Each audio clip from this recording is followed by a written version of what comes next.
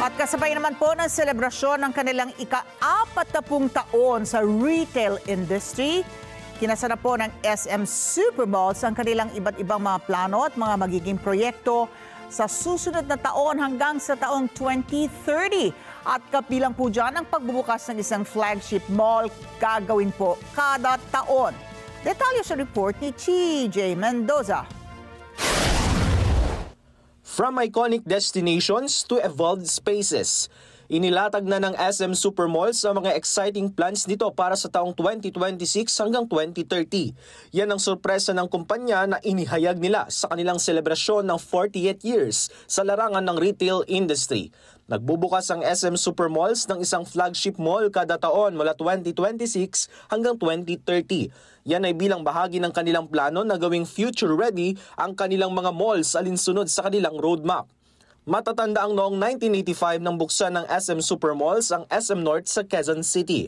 Mula niyan ay nagsimula ng maging kabahagi ng bawat pamilyang Pilipino ang SM Supermalls, na lumawak pa ang network sa 88 malls sa buong bansa na may milyong customers bawat linggo. It's not just about the size.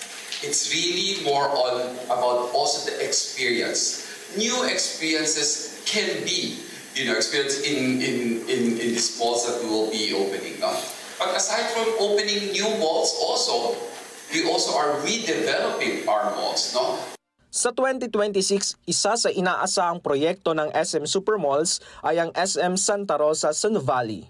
We always try to create an area that is especially by the best of wherever we are, whether we are in Bacolod, or we are in Iloilo or in Pampanga. They have good restaurants, right? Or street side restaurants.